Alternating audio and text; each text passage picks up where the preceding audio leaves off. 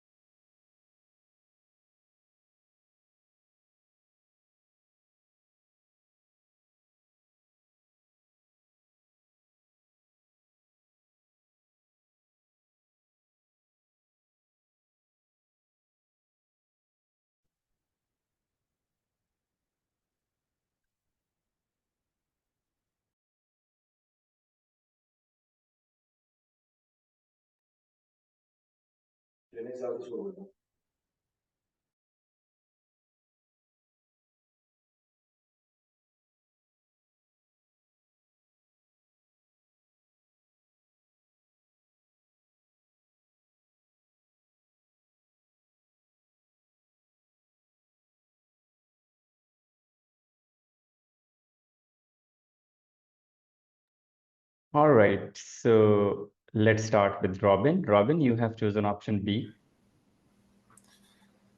I was tempted to go with option D, but I think in the first instant you need to identify exactly what the issue is with the contractor. So that's why I chose option B.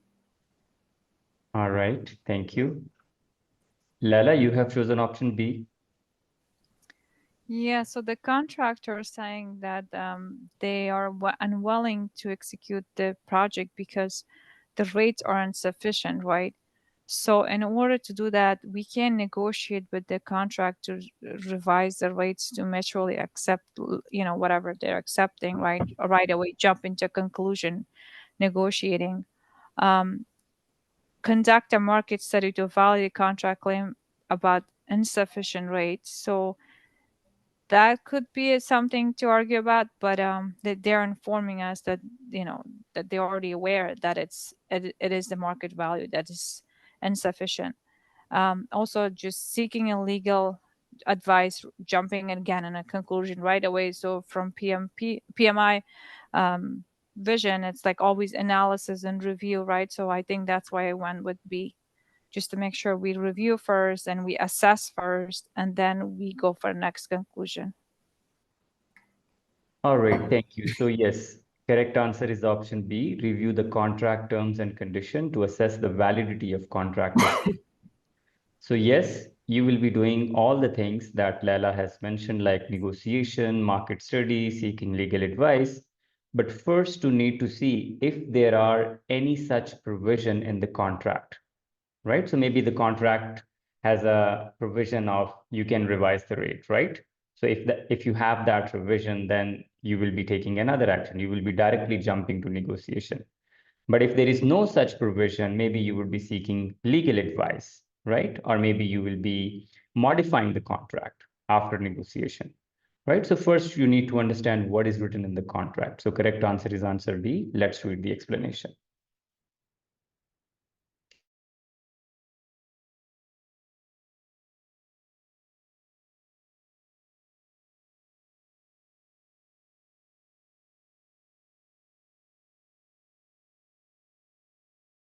All right, next question.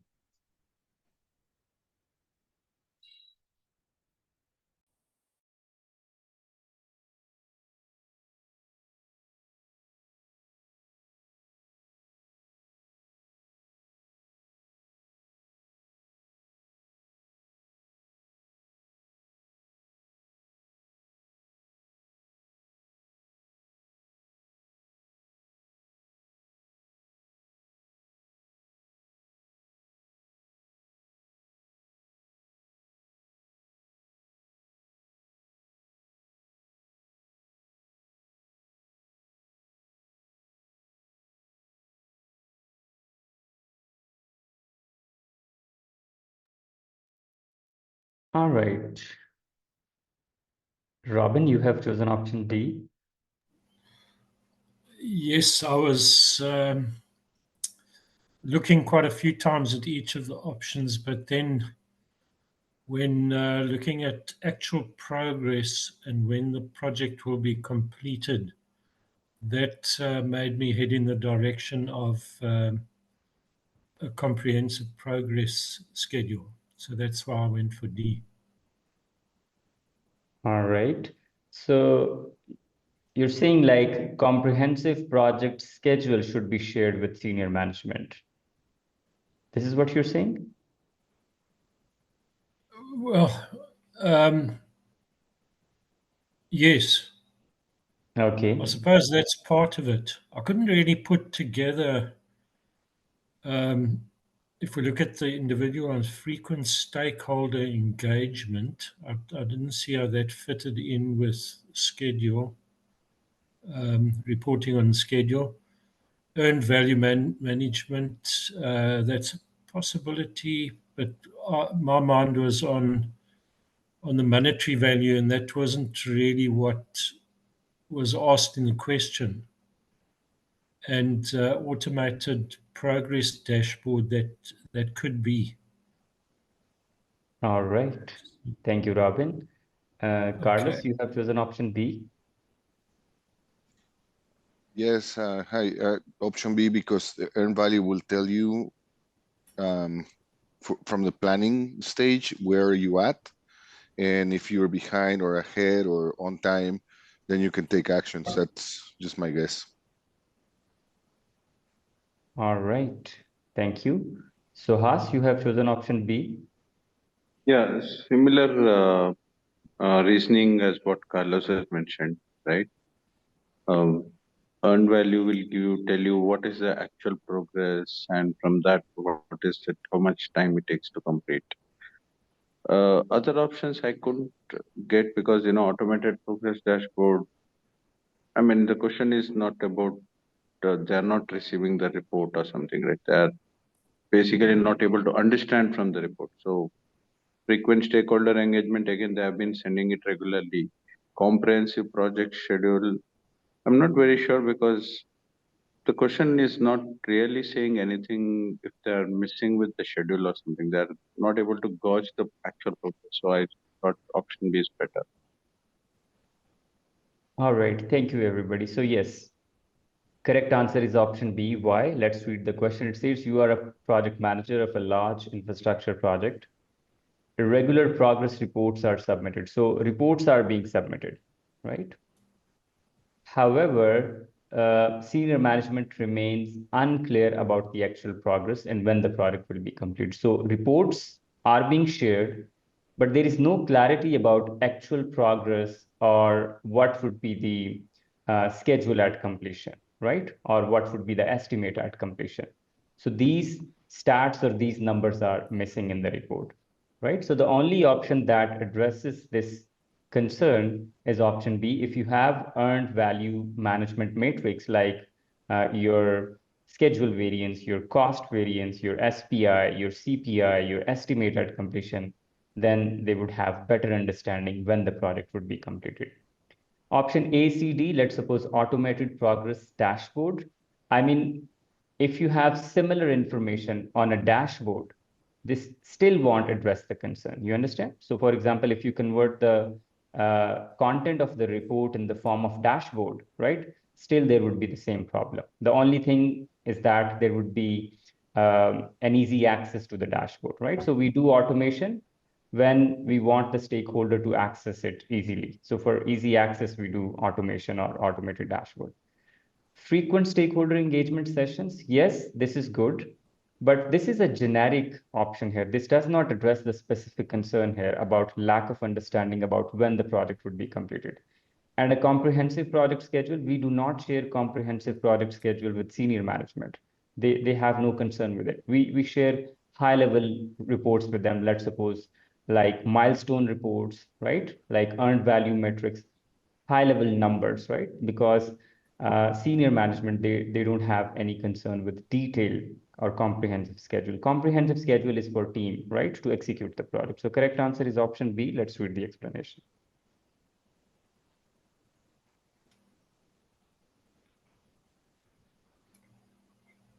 Next question.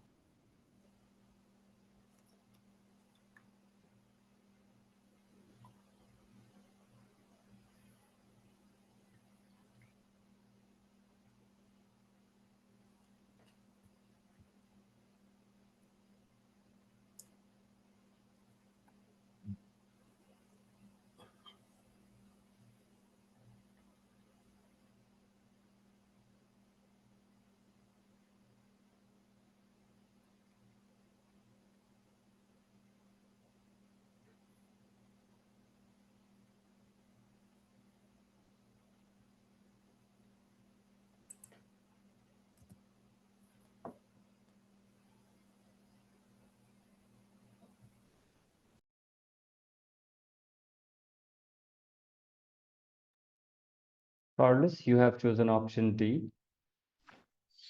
Yeah, I was between option B and option D, performing a quality audit assess to assess the concerns. That could be an option because it's maybe focusing on what the issue is. Another option would be to check, yeah, maybe it's option B, but to check the acceptance criteria to ensure that the product is complying. But I think if in front of the customer, if you do option B, it would please them that you're either conforming or not, but I don't know. All right. Thank you for explanation. Manmeet, you have chosen option A. I took this as a real life situation when he's visiting the site and he's concerned. And my first response will be that, okay, understood. I assure that I will have your concerns addressed and product will be delivered will not be delivered without your formal acceptance. So wait until we finish and we'll send the product for your acceptance and then we'll move forward if you have a concerns in the future after we finish. So that's the first response that I will give as a project manager to a customer. That's how I picked it. All The right. option A. Thank you, Manmeet. This is a typical product manager. You're the real product manager. This is how normally product managers respond. So I was Right. working with a group of product managers, and whenever they were in a meeting, they were like, everything is all right. We will be completing the project on time. No worries, right? We are on track. And on completion date, right? They say, right, project is behind schedule by 40%. So, but thank you for response. C, customer visits the product site and raises concern about the quality of the product. So simply saying, yes, okay, we will be addressing the concern. This is not what PMI says. Again, PMI's approach is, understanding the situation, in-depth analysis, right? Analyzing the alternative, right? Coming up with the solution, or rather than just saying, okay, we will be addressing the situation. So maybe if the question says what you should do right there, right? When the customer says, right, at that particular point in time. So maybe you can say that, okay, we will be analyzing the situation and we'll come up with something and we'll get back to you in a week about it, or we'll send a written report on it. Maybe you can do that, right? But simply saying like, okay, we will be making sure of that product would be accepted before delivery. This won't address the situation here. Okay, correct answer is option B. Some of you have chosen B. So first, you need to understand or validate the claims. Like customer is saying product is not in line with the quality standards, right? So what you would be doing, you would be performing a quality audit to assess the concern and identify any necessary corrective action. Why D is not correct? Analyze the acceptance criteria. See, before you acceptance criteria is to seek formal acceptance when you are going to deliver the product. To ensure quality, you need to verify it. And for verification, what you do, you have a quality matrix and you have quality management plan, right? And for that, you understand quality audit, you conduct quality audit. So first of all, you will be conducting quality audit to see if the quality is in line with whatever you have planned, or if the concerns are actually valid. Once you understand that, then you go with the solution or something like that. Once the product is built, now the time is to hand over the product. Then you use the acceptance criteria. So acceptance criteria comes later at the time of formal acceptance and delivery of the product. During the development process, you make sure that your internal quality protocol, processes and everything, quality matrix, they are being implemented. So correct answer is option B. Let's read the explanation.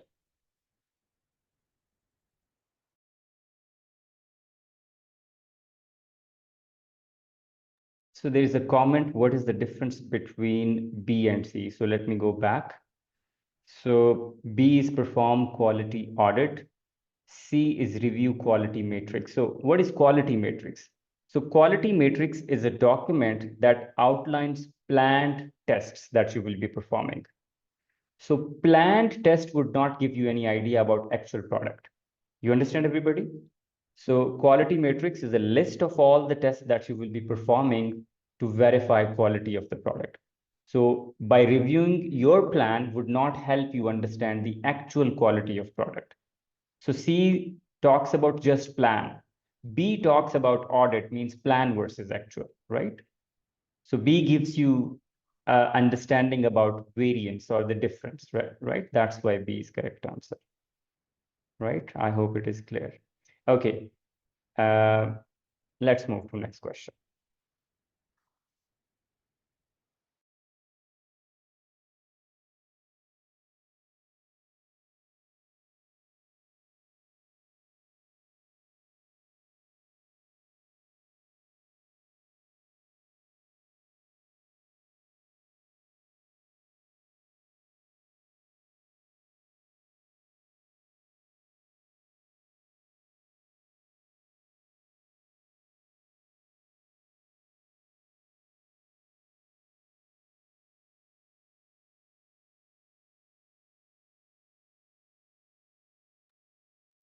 All right, Vivek, you have chosen option C.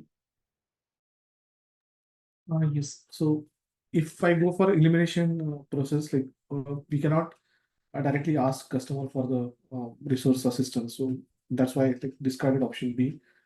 Senior management is already aware about the issue. So like, since functional heads and project sponsors, we are asking about the resources to them only. So there is no point again like discussing the issue with senior management.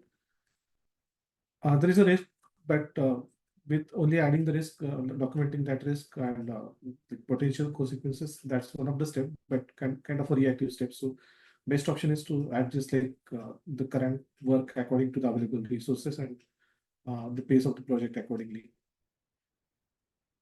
All right, thank you for detailed explanation, Vivek. Okay, Kokila, you have chosen option D. Yes, Samar. So he's not getting any response. So basically, as a project manager, first we have to raise the risk so Okay. that it's documented, and also we need to see what are the potential consequences of it, and we try to get the proper response for the risk. Okay, Kokila, what is risk here? Which risk you want the PM to document? They do not have resources to execute it, and because of that they will not have the milestones achieved, right? All right, so it's not a risk. Risk is any uncertain future event or future situation. So it's not future and there is no uncertainty about that, right? So it says they do not have enough resources, right? So it's present, it's certain. So it's not a risk. You got it? Yeah, but still a risk, right, Amar? Because if you don't have resources, then you won't be able to achieve whatever the milestones are. No, you're right. But point is, it's not a risk. Risk means any uncertain situation, right? So you do not have enough. You're saying they're not having resources. So not having resources is not a risk. There could be something else which could be a risk, but this is not a risk, okay? Okay. Not got it, having but- resources is not a risk because it's a certain situation, okay? Right. Thank you for explanation. Let's talk to Yeah. Sanjay. So usually in our work, we usually for when we are trying to do and have a sprint goal or a PI planning goal, if we have a resource we are not able to achieve, then we log it as a risk and add resource. So that's why I said that's fine. But then I should change my understanding. All right. Thank you. Yeah. Thank you. Anton, you have chosen option D. Hi guys. Yeah, I still think D is the right answer. Yeah, we can document the risk, of course, but we have to really, come prepared and analyze what are the potential consequences. Like Kakila said, that we have lack of resources, which is actually the consequences of that, like potential cause of that risk. So the real risk is we will not complete project in time and product will not be delivered or whatever. So that's why I think the first part of this answer is correct. Yeah, we have to document it, but then we have to really come prepared with the analysis saying what can go wrong if we don't get access to required resources. So that's why I think option D would be the right answer. All right. Thank you for detailed explanation, everybody. So the problem with option D is that in the statement, there is no risk which is mentioned, which you will be documenting, right? If you read the statement, it says you are managing a project, but do not have enough resources to execute it. Despite multiple requests, you have not received any positive response from the project or functional head. As a PM, what should you do to address this situation? So there is no risk which is being discussed in the statement. There could be multiple risks, right, associated with the project, but none of them has been discussed in the statement. So if nothing is discussed in the statement, we cannot assume, okay, there could be this risk, or okay, let's document it. You understand? I mean, we can document, there would be multiple risks associated with the project, but none of them is being discussed or explained in the statement. So that's why D is not the right option. If there is a risk, like let's suppose there is a chance you might not be having enough funded for next quarter, then what you will be doing? Then yes, you will be documenting this as a risk and you would be analyzing the potential consequences. But here it says you do not have resources, means it's the actual situation. Now it's an issue. So if it's document the issue and conduct comprehensive analysis, that would make more sense. So the only problem here is risk versus issue. It's an issue, it's not a risk. Correct answer is option C, assess adjusting the pace of project until the necessary resources are provided. So as Vivek mentioned, we will be using elimination technique. Senior management is already available. Sponsor and functional heads, they are part of senior management. So senior management is nothing other than these people. So sponsor is part of senior management. Communicate with the customer, like if your internal team, if your internal stakeholders are not responsive, then how an external entity would be helpful to you? So B can't be the right answers, and C, I have already explained it. So correct answer is option C. Analyze, evaluate, assess, adjusting the pace of project until the necessary resources are provided. If you don't have resources, you can consider descoping, you can release resources to avoid costing, right? So there are different options that you can consider to optimize your project delivery. Let's read the explanation.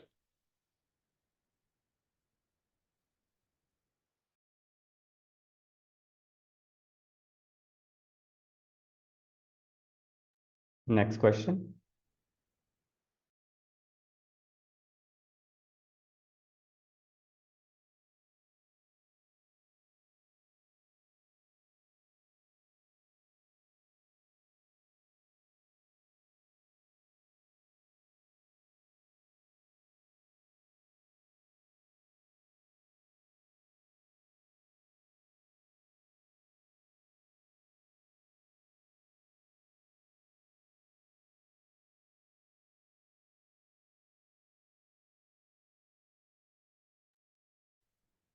All right.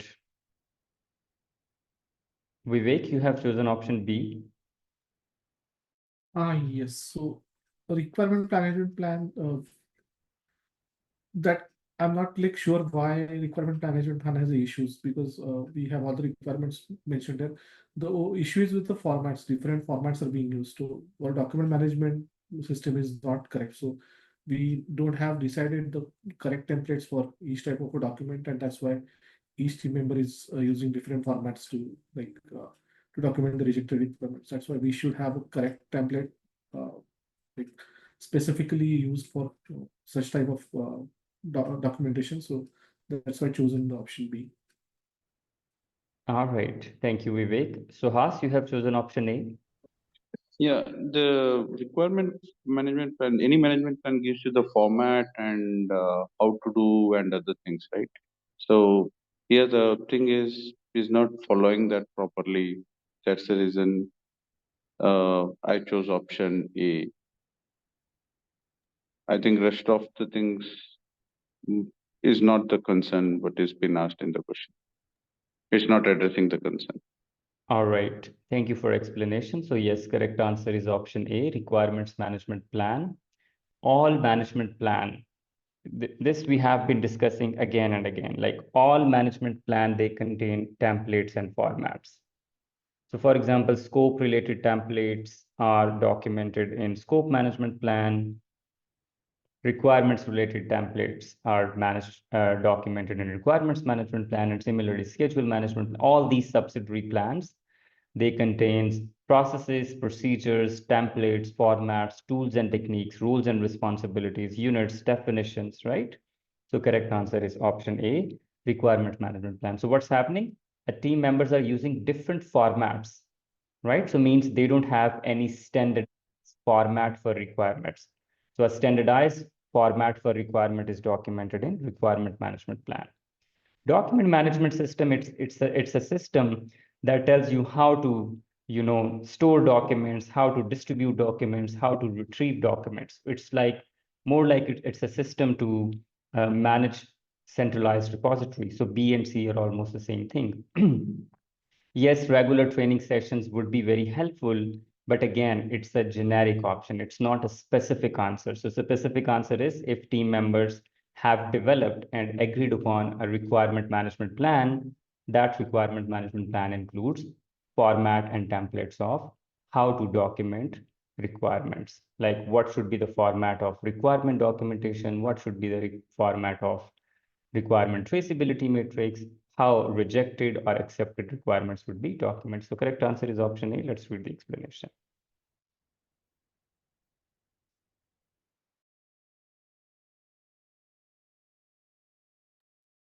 Next question.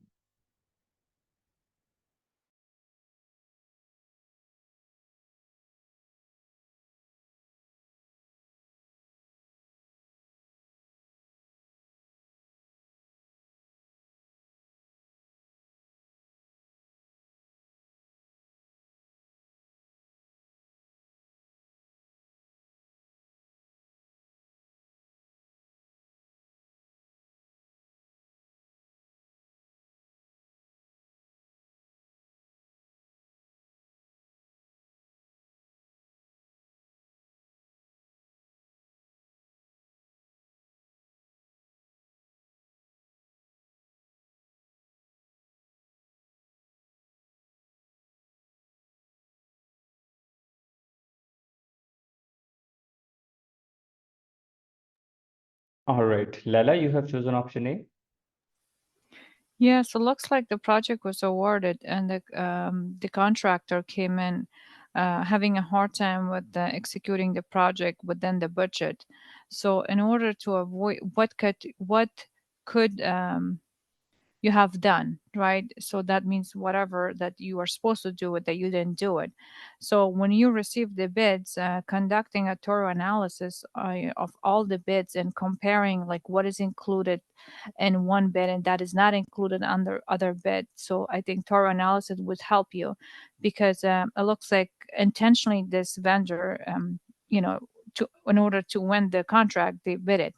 that means they skipped a lot of things. So if I would review the contracts of the other vendors, I would probably pick it up. Hey, this contract has all of the scope of work and the other contract doesn't have it. All right. Thank you, Laila. Kokila, you have chosen option B. Yeah, Amar. So it clearly says that they are under low budget and they are struggling to finish. But what could you have done to avoid the situation is if we can include a clause and then we can renegotiate would be the best option. All right. Thank you. So Has, you have chosen option D. What's wrong with A and B? When the contract has been asked, usually everyone will try to provide a low budget one. So even if there could be another contractor who would have given just a amount greater than the first one or the lowest one, right? But we never know that with that budget we'll be able to do this or not, right? So it's always good to do an independent cost estimate to compare the contract bids, right? So which will help us to know whether the whatever the work we are supposed to do can be completed with the budget whatever has been done by the bidders, right? Provided by the bidders. So that's the reason I chose option D over A, because anyone can provide their own way of doing the things, but we need to do an assessment here. All right. Thank you for detailed explanation. I love the explanation. So yes, correct answer is have developed an independent cost estimate. So for example, the problem with option A is that let's suppose there are 5 out of 8 vendors who have submitted low bids, right? So analyzing those 5 vendors would not help, right? Because you don't know which one is the right one, right? And it's not like that they exclude some of the scope of work. They don't exclude scope of the work. So they intentionally reduce the unit rate. So 100% of the scope of work is there, but still the number is low just to win the project. So what you do is you go with option D, you develop an independent cost estimate, and with that you compare. That is your own estimates. You go to market and you see, hey, this product should be done in, let's suppose, $200 million. And if somebody is offering you $150 million, so you can compare and you can see there is something wrong because anything less than $200 million is problematic. So you can analyze that, right? So if you have that benchmark, that would be helpful. So correct answer is option D. One comment, I can see a disconnect between what we discussed in the course and what you guys analyze while answering these questions, because these are the things which we spend a lot of time discussing, right? So these are very obvious things. So these are not something which are, you have to read between the lines. Some of the concepts are very simple and easy, which we discussed in the course. So what I would recommend to you is go through the class notes. So I hope all of you have those 9 pages notes. Go through those notes, and those are very handy. Just review them whenever you are free. So that would be helpful to you. And that's how you can connect with what we discussed in the course. So correct answer is option D. Let's read the explanation.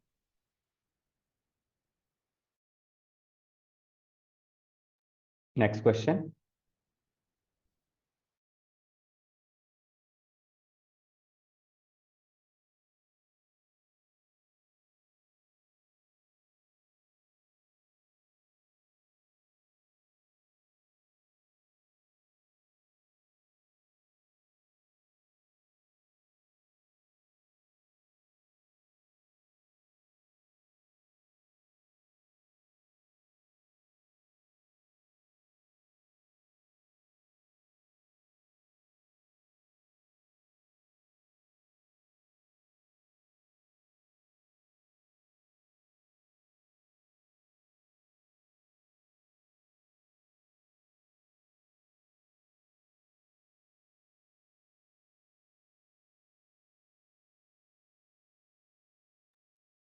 All right, Vivek, you have chosen option B. Yeah. So since it's a virtual team, like everyone is taking their own time for responding. That's the question that we are addressing here. So uh, having end-to-end like one-to-one meeting will is good option that will understand the concerns, but people are not responding in time. So uh, that's the basic expectation. So having that one-to-one meeting will not solve the actual problem. Even the clear communication for the expectations on the response time, or also like people should be self-aware and they should like understand the urgency of an issue. So like I've just neglected option C and D, and regular check-in meetings will be good option, and that's how everyone should be on the same line and will be aware about the priorities and urgency. All right. Thank you. Shadan, you have chosen option D. Yeah. So as a project manager, you want to be a servant leader for your team. So if you let the teams be self-organized and handle the tasks how they should, we're giving them the autonomy to be held responsible for the tasks needed, and just having an open door for them to communicate when they are available just has a more comfortable dialect with the PM. All right. Thank you. Manmeet, you have chosen option C. What's wrong with option D? Well, self-organization is okay, but it's a virtual team and it's affecting the project timeline. So I would not consider this situation to go for self-organization here because the team is less responding with the urgency.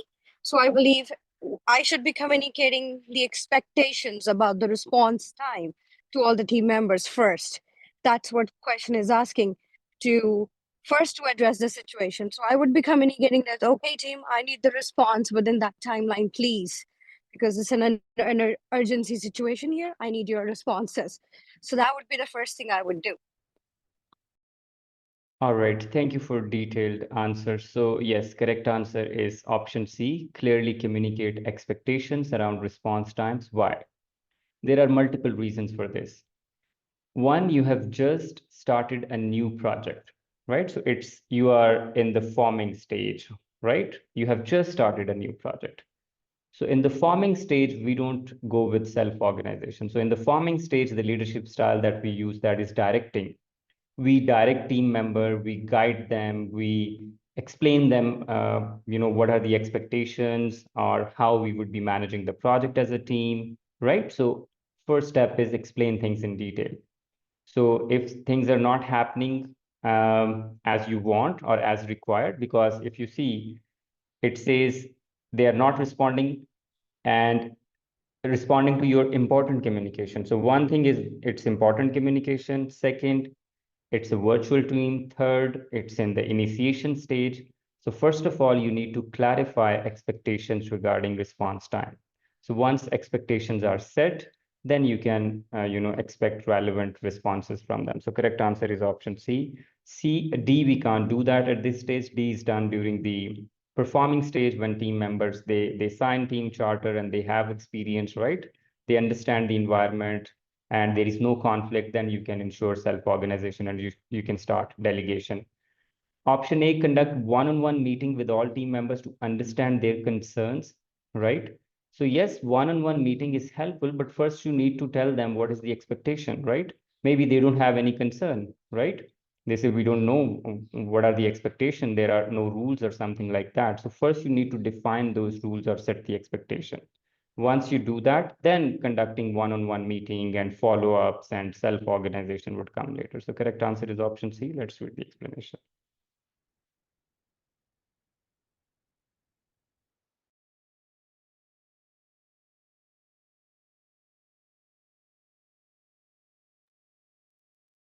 Anton is saying the sky is already falling, no time for self-organization. Thank you, Anton. Next question.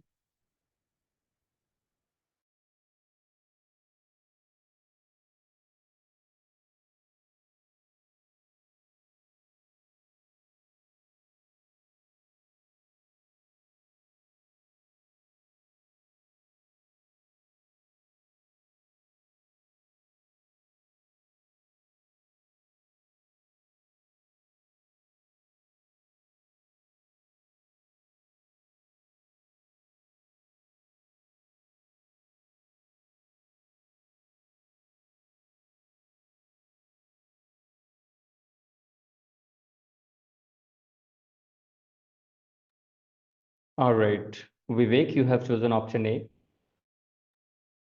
Yeah. So with MVP approach, we will only build up what is necessary for the customer. So with that hub-built product, which is useful but not fully functional. So there may be chances that we get a negative feedback comments from the end users. So that's the biggest risk. Others are also risk, but not the biggest one. So the questions ask about the biggest risk. That's why this is the most biggest impacting risk.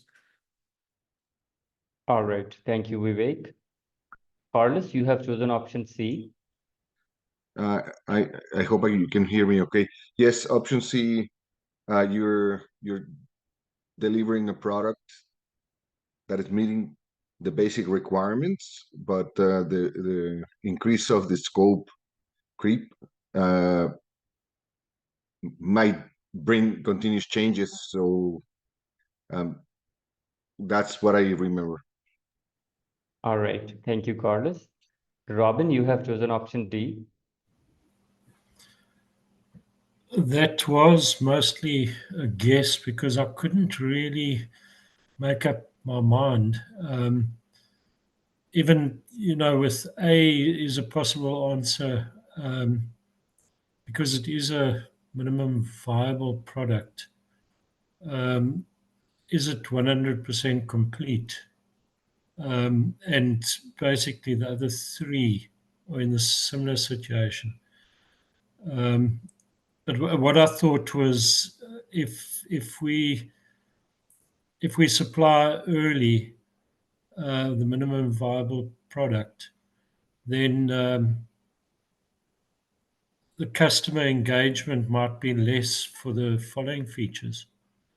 Not sure, but that's basically what I was thinking.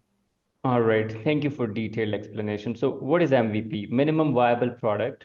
It's a product with basic functionality, right? A product with basic functionality. Bare minimum bones, right? Bare structure. So MVP is released to test the waters, to see how customer would be responding, to test the market. So whenever a new product is developed, developers release MVP. So MVP is a kind of a test. It's a kind of a prototype, right? So the purpose is to test the response.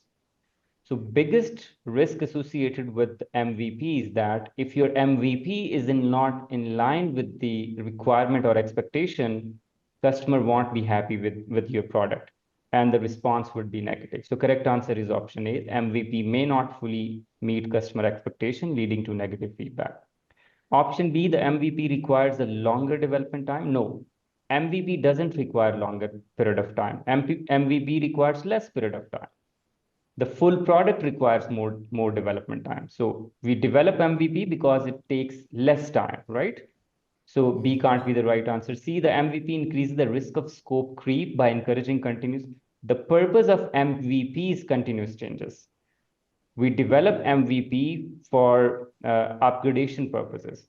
So option C is exactly it's contradictory to the purpose of MVP, right? So we intentionally develop MVP, a product with basic functionality, so that we can modify it during the later stages, right? So we don't develop MVP to keep it fixed.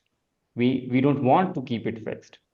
We want it to modify so that we can incorporate remaining features. Option D, the MVP leads to a lack of customer engagement for next features after receiving. Now, there is some substance in this option as well.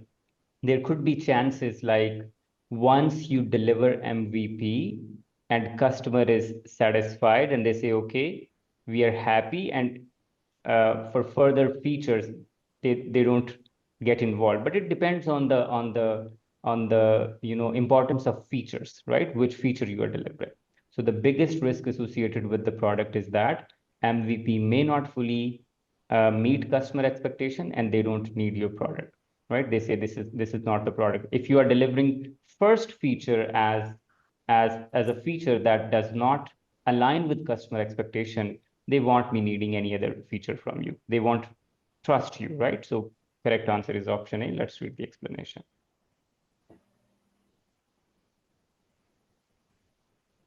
Next question.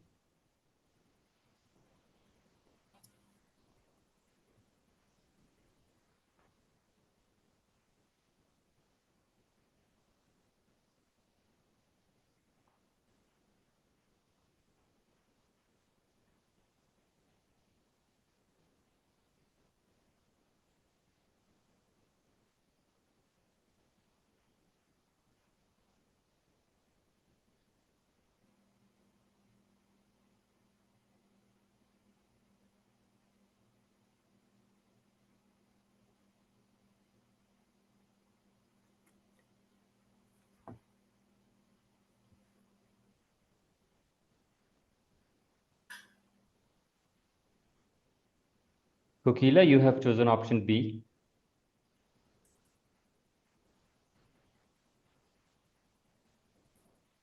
No, Amar, that was my old one. This one I chose option A. I didn't send it to you. Yeah. All right. Option A. Yeah. Lack of self-organization and drive to proactively approach the problem is maybe the cause of the lack of cohesion and motivation. Other options seems irrelevant for me. The team charter is not signed and agreed upon. Vision statement for the project is not clear. Lack of oversight and monitoring by the project. Even if everything is functioning, if there is lack of self-organization and proactively drive to approach, they will be noticing these problems. All right. Thank you. Suhas, you have chosen option B. Yeah, I think the team seems to be working in different directions. That means, they're not been properly having a charter which will actually help them to align with what they're supposed to do, right? Regular meeting and updates are still happening, but team seems to be going in different. So I felt option B is good when compared to other options. Okay. Suhas, what's wrong with option A? Yeah, lack of self-organization. Yeah, self-organizing teams should ideally solve their issues on their own, right? So here the team is not considering this as an issue currently, right? If they don't understand there is an issue, then they may not be able to solve it. So I believe here they are not able to understand the issue. That's why I felt team charter is missing. All right. All right. Thank you, Suhas. Robin, you have chosen option C. Yes, another one where I had a bit of difficulty. But my thoughts were that that they were having difficulty with aligning with the overall project goals. So this is not clear to them. So so that's why I went for C. The vision statement of the project is not clear. They weren't sure about what the project goals are. All right. Thank you, Robin. Manmeet, you have chosen option C. The reason why I picked option C, because in the question, what I can understand is alignment of the work with the overall project. That something is not matching. And they have regular meetings, teams going with the different directions because they have different understanding of project goals and the work they are doing. So the core problem is the alignment here, not the team going into different directions. So team charter was off the table for me. That's why I picked option C, that vision statement, which actually defines like okay, vision statement. It makes sure that the correct projects is performed on time and what are the agreed upon the goals. So that's why I picked option C, that if the team understands the vision statement, there would be alignment and there will be no different directions they are going into, and there will be success of the project. That's why I picked option C. All right. Thank you for detailed explanation. So yes, correct answer is option C, as Robin and Manmeet mentioned. The problem here is they're facing challenges with aligning their work with the overall project. So core issue is alignment here. Team charter is all about norms and values, right? How team members would be interacting with each other, right? It's more like regulating their interaction, right? Setting the expectation, like how they will be behaving with each other, what would be meeting protocols, how decisions would be made. It has nothing to do with the alignment with the project goal, right? Self-organization, they're all already having regular meetings, right? They're trying. And as Vivek mentioned, self-organization is when they need to do self-organization, when decisions are being imposed on them, when there is a kind of dictatorship or autocracy, right? They don't have enough autonomy and freedom. So there is no such indication in the question, like team doesn't have autonomy and freedom or something like that. So A can't be the right answer, B can't be the right answer, and D, lack of oversight. So it's not a problem of oversight. Problem is more like guidance. Problem is more like understanding what the project is. Then they can align their work. So vision statement talks about product, what exactly you are developing, what are goals, what are objectives, who is the target audience, right? Who are the competitors, where you should focus on, and what are the differentiators. So if your vision statement is well defined, then team member won't be having this confusion. So correct answer is option C, the vision statement of the project is not clear. Let's read the explanation.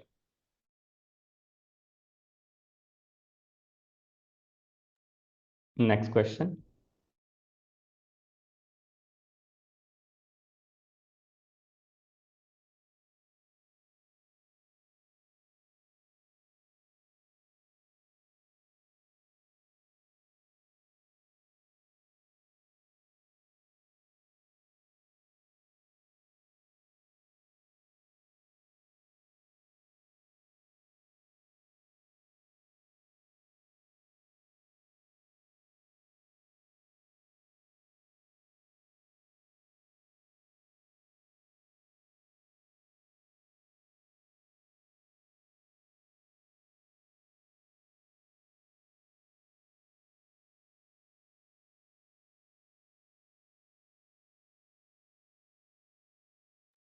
All right, Lala, you have chosen option B.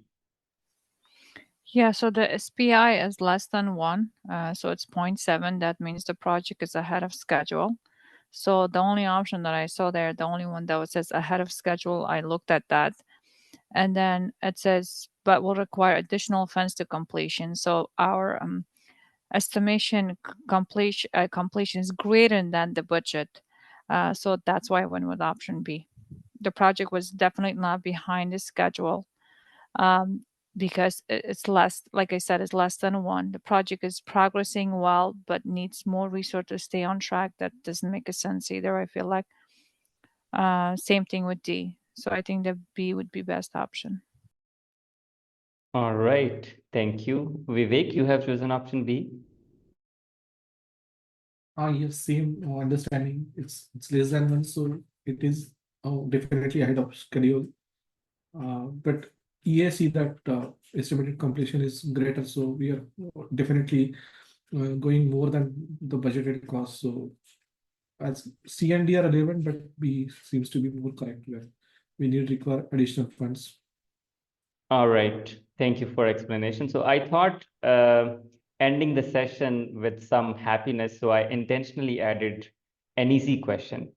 But considering most of you have chosen option B, I'm reconsidering my own understanding of SPI and CPI. Maybe I'm thinking wrong. So let's take one more comment. Let's talk to Robin. Robin, everybody's choosing B. Why you have chosen option A? I tried to memorize as much as I could.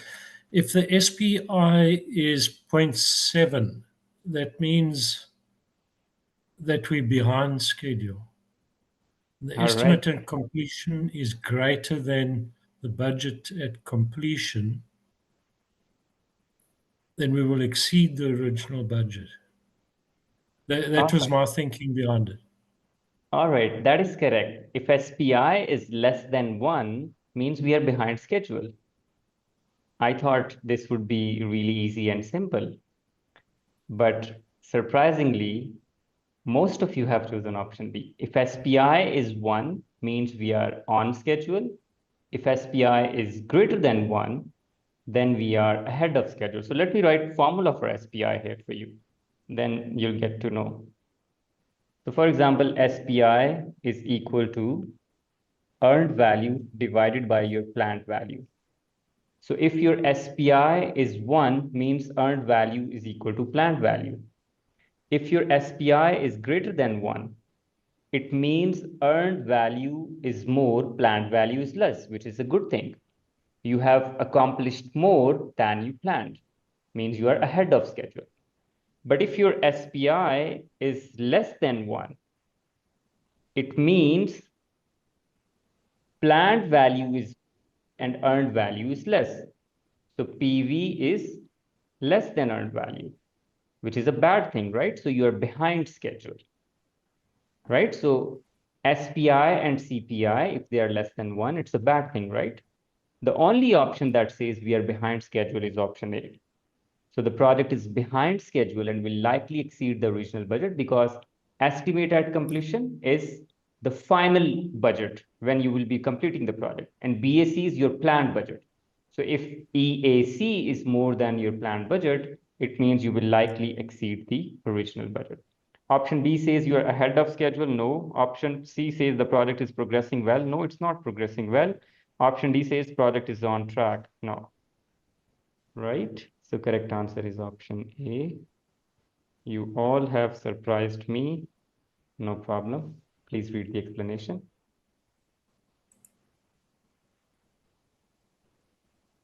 All right, everybody. Thank you so much. We're done with today's session. So just put your score in the chat window. What's your score in today's mock test? 60%. Wonderful. 70%. Wow. 50%. 40%. Okay. Right. 60%. 70%, 60%, wonderful. I'm happy you're making great progress. Anything more than 50% is amazing. It's great. So today's mock test, if I talk about the difficulty level, this is, exactly similar to the real exam. So you can expect similar performance in the exam, right? Also, those who like to attend my next course, so they can next course in September, but in this month I'm having a lot of courses. That's why we couldn't have sessions last week, and next week I also have classes on similar time, but I'll try to have these sessions on regular basis. But if you need more information about upcoming courses, you can contact this number. All right, everybody, thank you so much. Take good care of yourself. I'll see you tomorrow with interesting lesson. Take care. Bye. Thank you.